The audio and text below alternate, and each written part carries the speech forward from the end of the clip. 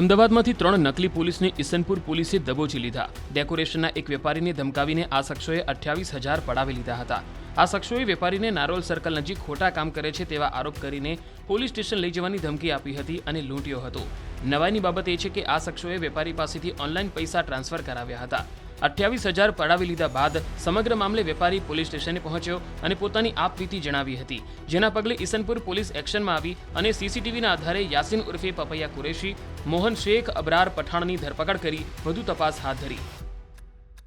અમદાવાદ શહેરના વસ્ત્રાલ વિસ્તારમાં રહેતા અને ડેકોરેશનનું કામ કરતા ફરિયાદી મણિકંદન શેખર દેવર કે જે મદ્રાસી છે, તેઓ પોતાના મજૂર માટે નારોલ ચોકડી ખાતે આવેલા અને રાત્રિના સમયે તેઓ પરત જતા હતા ત્યારે કેડીલા બ્રિજ પાસે કોન્ફી હોટલની પાછળ ખુલ્લા ગ્રાઉન્ડમાં તેમને 2 અજાણ્યા પોલીસની ઓળખ આપી અને લઈ ગયેલા અને પોતાના પોલીસ અધિકારી સાથે વાત કરવાનું જણાવી અને જે પોલીસ અધિકારી તરીકે વાત કરેલી તેને વેશ્યાવૃત્તિના કેસમાં ફસાવી દેવાની ધમકી આપી અને રૂપિયા 1 લાખની માંગણી કરેલી અને ત્યારબાદ ઓનલાઈન મોબાઈલમાંથી 28,000 જેવા ટ્રાન્સફર કરી લેતા આ બાબતે બળજબરીથી ગુનો દાખલ કરવાનો તેમજ ડુપ્લિકેટ પોલીસ અંગેનો ગુનો ઈસનપુર પોલીસ સ્ટેશનમાં દાખલ કરવામાં આવેલ છે।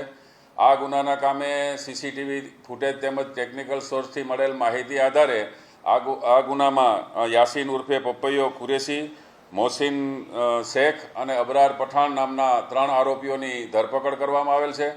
અમદાવાદમાંથી 3 નકલી પોલીસને ઈસનપુર પોલીસે દબોચી લીધા। ડેકોરેશનના એક વેપારીને ધમકાવીને આ શખ્સોએ 28,000 પડાવી લીધા હતા।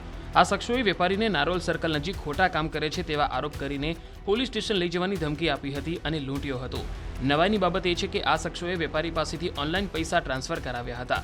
28,000 પડાવી લીધા બાદ સમગ્ર મામલે વેપારી પોલીસ સ્ટેશને પહોંચ્યો અને પોતાની આપવીતી જણાવી હતી, જેના પગલે ઈસનપુર પોલીસ એક્શનમાં આવી અને સીસીટીવીના આધારે યાસીન ઉર્ફે પપૈયા કુરેશી, મોહન શેખ, અબરાર પઠાણની ધરપકડ કરી વધુ તપાસ હાથ ધરી। અમદાવાદ શહેરના વસ્ત્રાલ વિસ્તારમાં રહેતા અને ડેકોરેશનનું કામ કરતા ફરિયાદી મણિકંદન શેખર દેવર કે જે મદ્રાસી છે, તેઓ પોતાના મજૂર માટે નારોલ ચોકડી ખાતે આવેલા અને રાત્રિના સમયે તેઓ પરત જતા હતા ત્યારે કેડીલા બ્રિજ પાસે કોન્ફી હોટલની પાછળ ખુલ્લા ગ્રાઉન્ડમાં તેમને 2 અજાણ્યા પોલીસની ઓળખ આપી અને લઈ ગયેલા અને પોતાના પોલીસ અધિકારી સાથે વાત કરવાનું જણાવી અને જે પોલીસ અધિકારી તરીકે વાત કરેલી તેને વેશ્યાવૃત્તિના કેસમાં ફસાવી દેવાની ધમકી આપી અને રૂપિયા 1 લાખની માંગણી કરેલી અને ત્યારબાદ ઓનલાઈન મોબાઈલમાંથી 28,000 જેવા ટ્રાન્સફર કરી લેતા આ બાબતે બળજબરીથી ગુનો દાખલ કરવાનો તેમજ ડુપ્લિકેટ પોલીસ અંગેનો ગુનો ઈસનપુર પોલીસ સ્ટેશનમાં દાખલ કરવામાં આવેલ છે। આ ગુનાના કામે સીસીટીવી ફૂટેજ તેમજ ટેકનિકલ સોર્સથી મળેલ માહિતી આધારે આ ગુનામાં યાસીન ઉર્ફે પપૈયો કુરેશી, મોહસિન શેખ અને અબરાર પઠાણ નામના 3 આરોપીઓની ધરપકડ કરવામાં આવેલ છે।